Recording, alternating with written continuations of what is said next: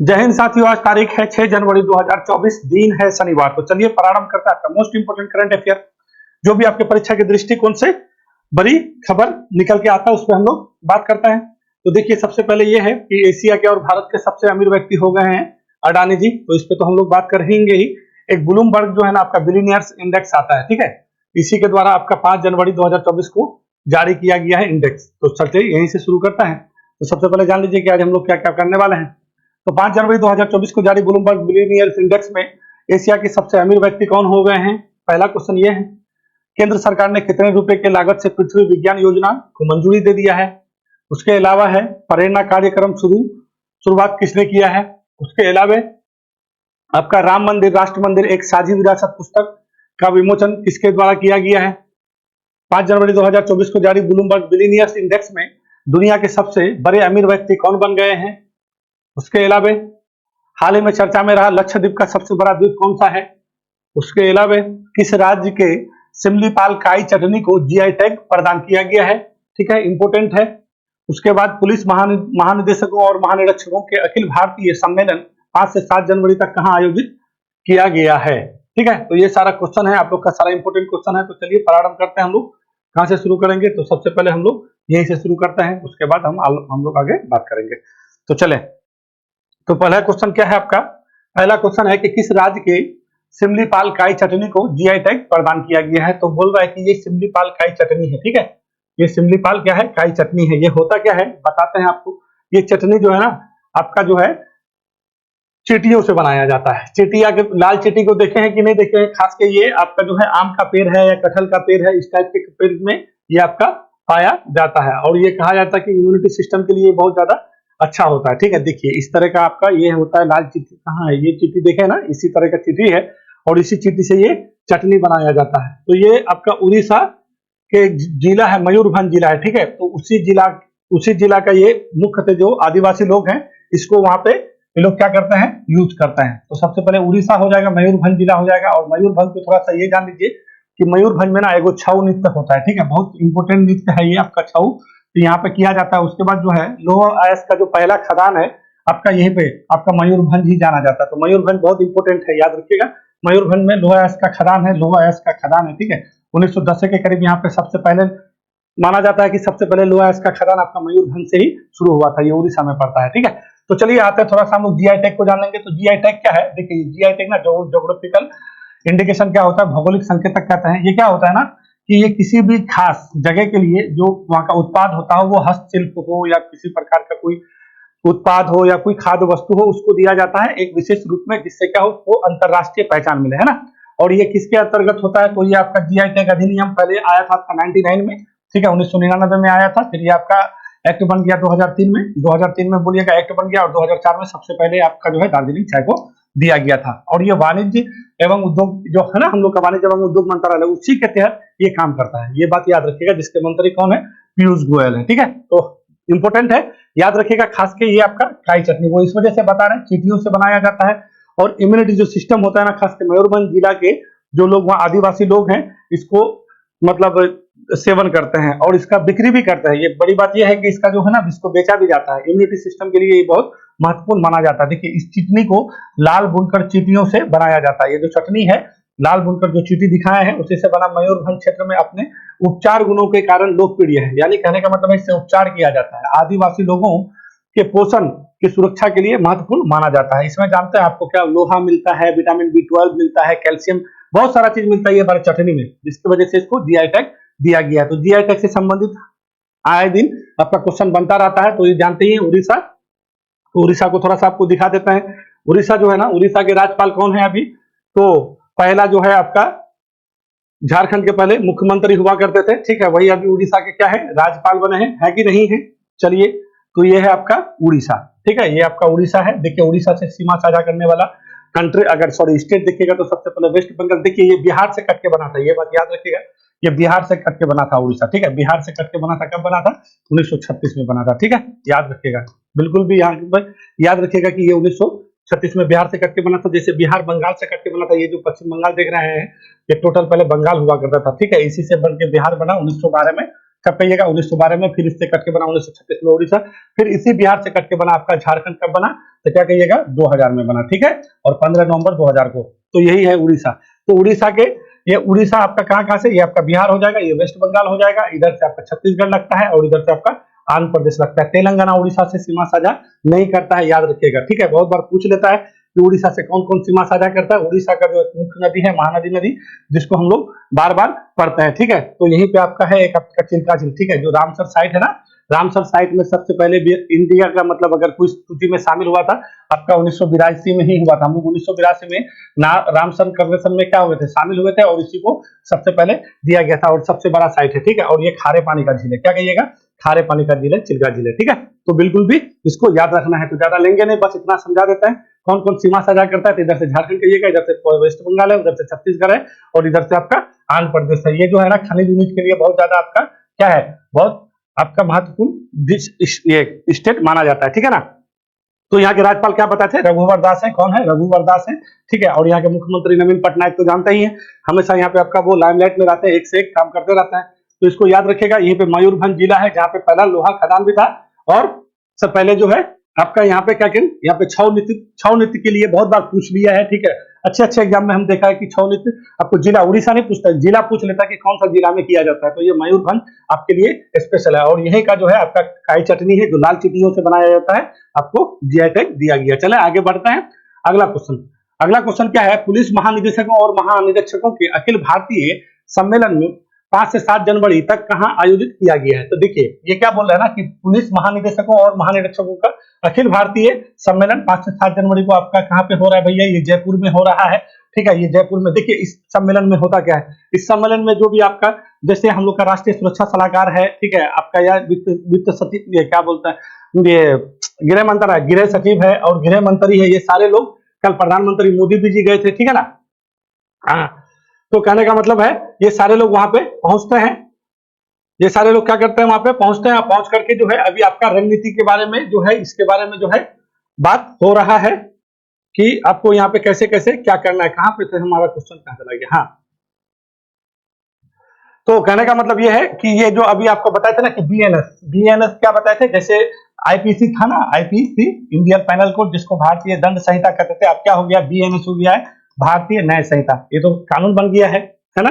आपका पहले अधिनियम था, ये आपका लोकसभा, राज्यसभा और राष्ट्रपति सबका सिग्नेचर हो गया, कई बार बता चुके हैं। तो आईपीसी अब बीएनएस हो गया, तो बहुत सारा धारा परिवर्तन हुआ है। तो मुख्यतः इन सब चीजों को लागू करने के लिए यहाँ पे बात किया जाएगा कि कैसे कैसे लागू किया जाए, ठीक है ना। ये बात समझ रहे हैं कि जितने भी आपके पुलिस महानिदेशक है, महानिरीक्षक है, सारे लोग वहां पे बैठे हैं, आपका राष्ट्रीय सुरक्षा सलाहकार बैठे हैं आपके, उसके बाद आपका गृह सचिव बैठे हैं, प्रधानमंत्री गए थे, गृह मंत्री गए थे, सारे लोग वहां पे बैठ करके इन सब चीजों पे चर्चा करना है। मेन इसका चर्चा क्या है, तो राष्ट्रीय सुरक्षा, यहाँ पे जो आतंकवादी गतिविधि है, उसके बाद इसके अलावा जो आंतरिक सुरक्षा है, उसको इस सब चीज को ध्यान देते हुए इस मीटिंग में बात किया जाता है। समझ गए कि ये मीटिंग क्यों होता है, और आने वाले समय में ये जो आपका बीएनएस है, इसको कैसे लागू किया जाएगा, इस पर चर्चा किया जाएगा, ये मुख्य उद्देश्य है। तो चलिए आइए थोड़ा बात कर लेते हैं इस सम्मेलन में। साइबर सुरक्षा, साइबर अपराध, जानते हैं ना, डीप है, कभी कितना आपका चर्चा में था।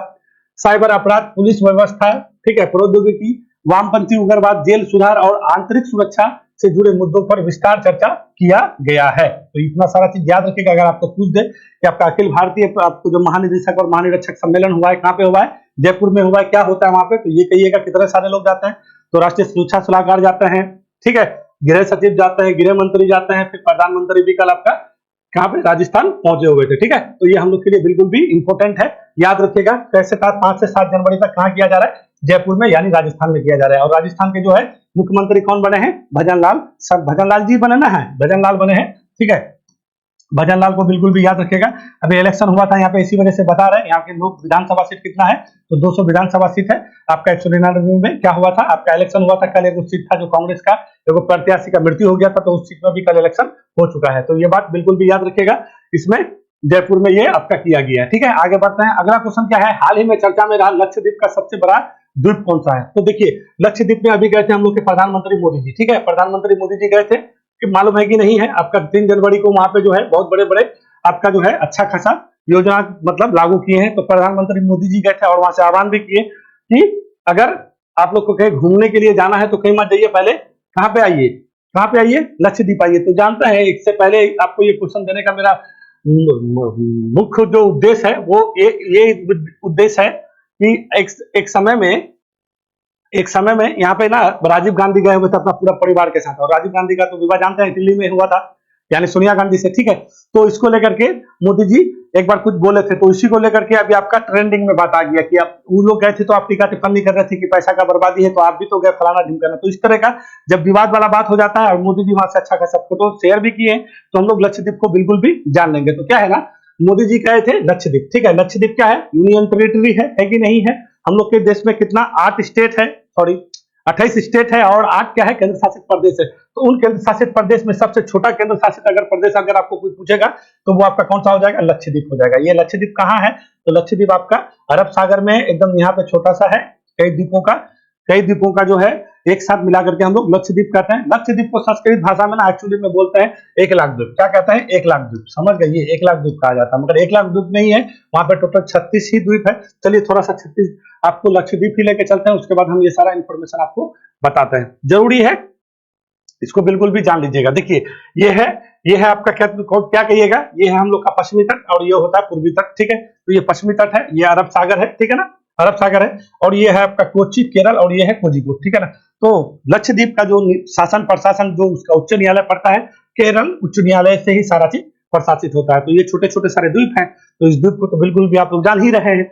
तो यहाँ का सबसे बड़ा जो द्वीप है ना, वो सबसे बड़ा द्वीप आपका अंड्रेड है, ठीक है। यहाँ पे आपको दिखेगा सबसे बड़ा द्वीप ये है आपका अंड्रेड द्वीप है, ठीक है। तो बिल्कुल भी इसको याद रखिएगा। और सबसे छोटा द्वीप अगर आपको कहेगा, ठीक है, तो सबसे छोटा द्वीप यहाँ दिया ही नहीं, बिटरा है। देखिए यहाँ पे आपको दिख रहा होगा बिटरा द्वीप है। तो ऐसा बहुत बार आपको पूछ लिया जाता है कि लक्षद्वीप का सबसे छोटा द्वीप कौन सा है, बड़ा द्वीप कौन सा है।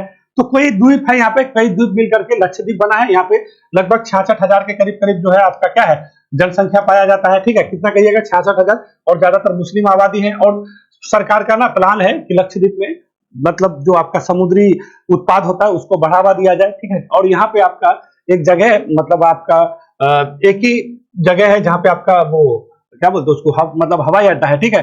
तो उसको भी आपको सारा चीज अभी आपको बताता है। तो देखिए लक्षद्वीप का जो मुख्य चीज बताना चाह रहे हैं, ये यहाँ पे दिख ही नहीं रहा है हमको, और वो मैप होना चाहिए। देखिए इसको देखिए यहाँ हम लोग का भारत है। भारत का मुख्य भूमि से जो भारत का सबसे दक्षिणतम बिंदु है, हम लोग क्या बोलते हैं, केप ऑफ कॉमोरिन या कन्याकुमारी बोलते हैं। वो कितना डिग्री, 8 डिग्री 4 मिनट होता है ना, जिसको हम लोग केप ऑफ कॉमोरिन या कन्याकुमारी कहते हैं, ठीक है। तो यहाँ तो समझ गए हैं।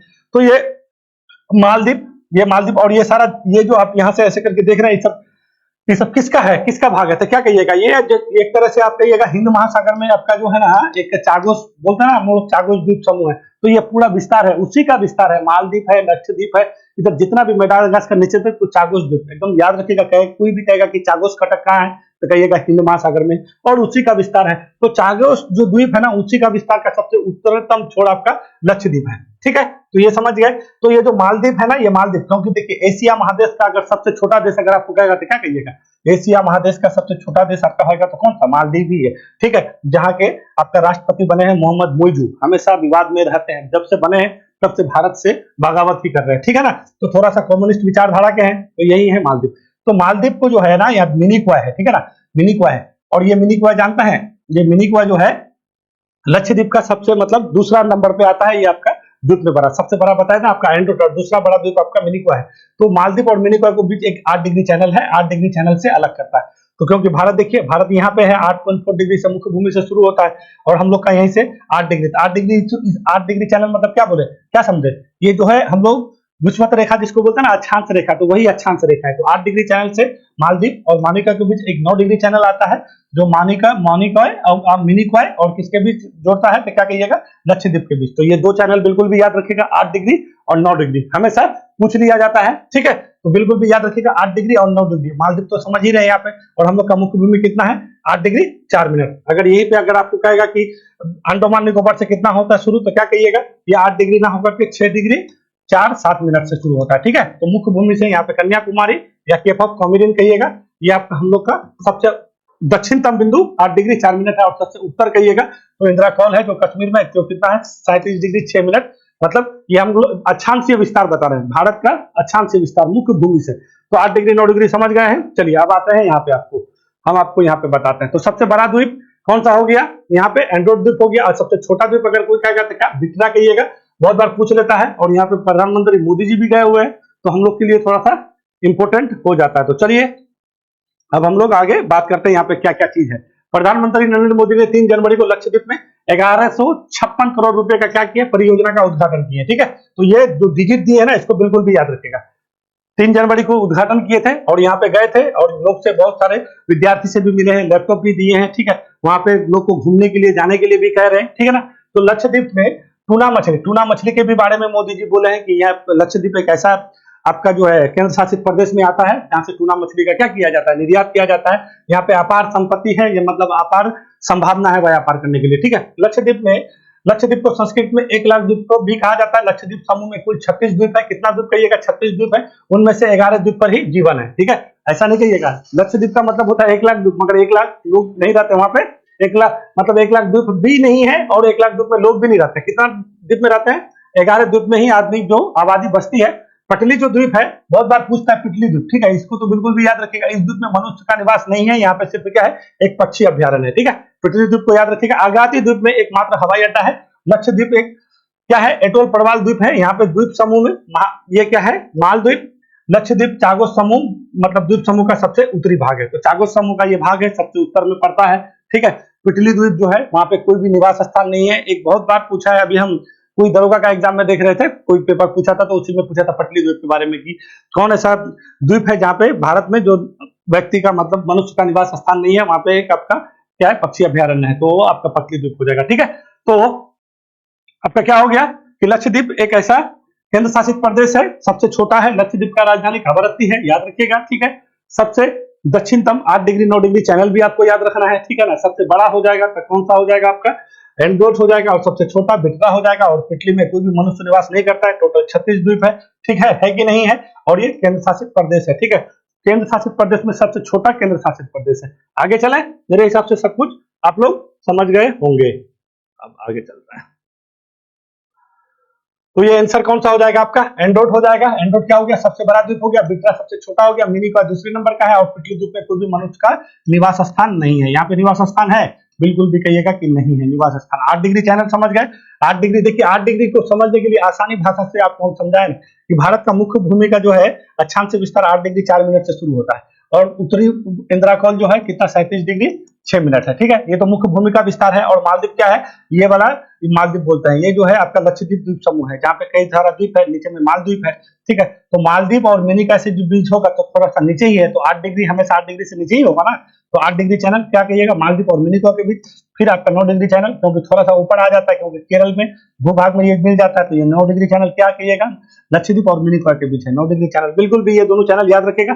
फिर हम 10 डिग्री बताएंगे, इधर बताएंगे, ये अंडमान निकोबार का किसी दिन कोई क्वेश्चन होगा तो उसको फिर हम लोग बात कर लेंगे। तो यहाँ पे मोदी जी गए हुए थे, खारे पानी का आपका बहुत बड़ा संयंत्र का भी उद्घाटन किए। ठीक है ना, कि जहां पे शुद्ध पानी किया जा सके, लगभग 1.5 लाख लीटर की क्षमता का। ठीक है, तो बहुत सारा है, वो क्वेश्चन पूछेगा तो इसी तरह से आपको घुमा फिरा के पूछेगा। चले आगे आता है, अगला क्वेश्चन है, राम मंदिर राष्ट्र मंदिर एक साझी विरासत पुस्तक का विमोचन किसने किया था। देखिए, राम मंदिर है ना, राम मंदिर और राष्ट्र मंदिर, तो 22 जनवरी को जानते हैं राम मंदिर का जो है, अब हम लोग का जो है प्रभु श्री राम का प्राण प्रतिष्ठा होने वाला है, तो इसको लेकर के थोड़ा सा आपका चर्चा में भी चीजें आ गया है। अगर इस टाइप से कोई भी बुक हो या इस टाइप से कोई भी आयोजन हो, हम लोग को जान लेना चाहिए। तो इसके लिए जो है ना, केरल के राज्यपाल हैं आरिफ मोहम्मद जी, इसी के द्वारा विमोचन किया गया है। ये बिल्कुल भी याद रखिएगा, ये आपको थोड़ा सा चर्चा में बना हुआ है। आरिफ मोहम्मद कौन है, तो जो केरल बोले हैं ना, केरल मतलब केरल जो राज्य है। ठीक है, तो वही केरल राज्य के आपका क्या है, राज्यपाल है। ठीक है, और ये थावरचंद गहलोत कर्नाटक के राज्यपाल है। प्रधानमंत्री मोदी जी तो जानते ही हम लोग के प्रधानमंत्री है। योगी आदित्यनाथ जी के राज्य में जो है प्रभु श्री राम का मंदिर का प्राण प्रतिष्ठा होने वाला है। कब होने वाला है, तो क्या कहिएगा, 22 जनवरी को।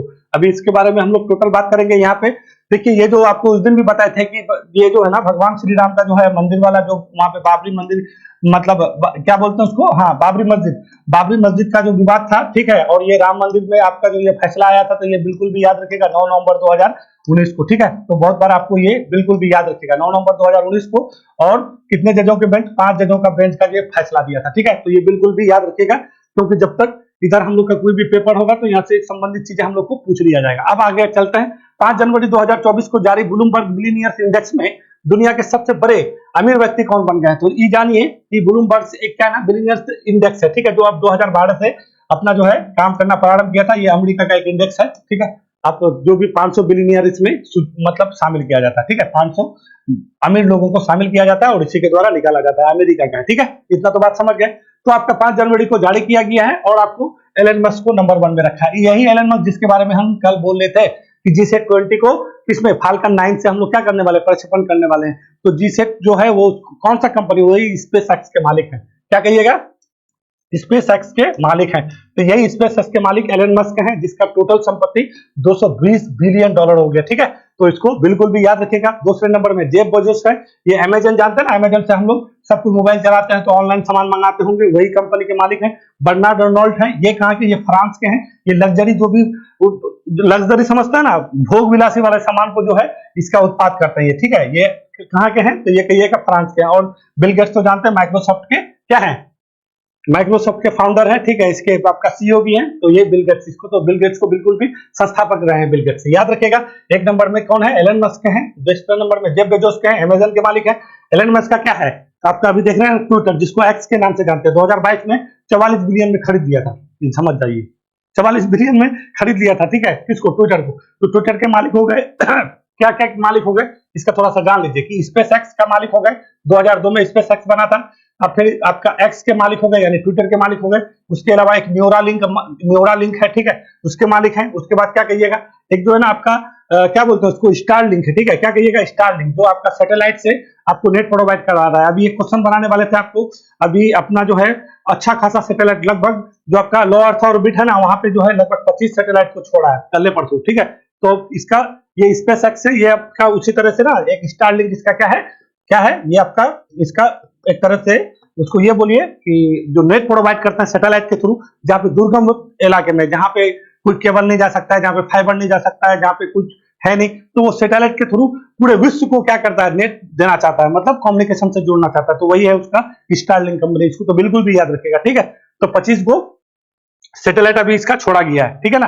तो ये इतने सारे कंपनी के मालिक हैं और स्पेस एक्स से ही ये आगे निकले हैं। तो इसी का है फाल्कन 9, इसी का है स्पेस एक्स। तो एलन मस्क का टोटल कितना हो गया संपत्ति, 220, किसके हिसाब से, तो क्या कहिएगा, ब्लूमबर्ग बिलियनियर इंडेक्स में, ठीक है। दूसरे नंबर में जेफ बेजोस है, इसको तो जानते ही हैं, अमेजन के मालिक है। बर्नार्ड अर्नोल्ट हो गया। अब ये ब्लूमबर्ग बिलियनियर इंडेक्स में अनुसार एलन मस्क की कुल संपत्ति 220 अरब डॉलर हो गए। जेफ बेजोस का कितना है कुल संपत्ति, 169 अरब डॉलर है, ठीक है। उसके बाद बर्नार्ड अर्नोल्ट का कितना, 168 अरब डॉलर है। तो चलिए थोड़ा सा इसको हम आपका फिगर ले लेते हैं, पहले क्वेश्चन ले लेते हैं, फिर फिगर आपको दिखाते हैं सारा दिन।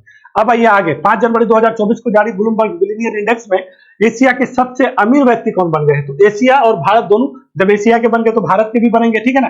तो ये बिल्कुल भी हम लोग के लिए इंपॉर्टेंट है, इसको तो VVI कर लीजिएगा, क्योंकि यहाँ पे चल रहा था विवाद, ठीक है। विवाद जब चल रहा है तो यहाँ पे हम लोग को जान लेना है।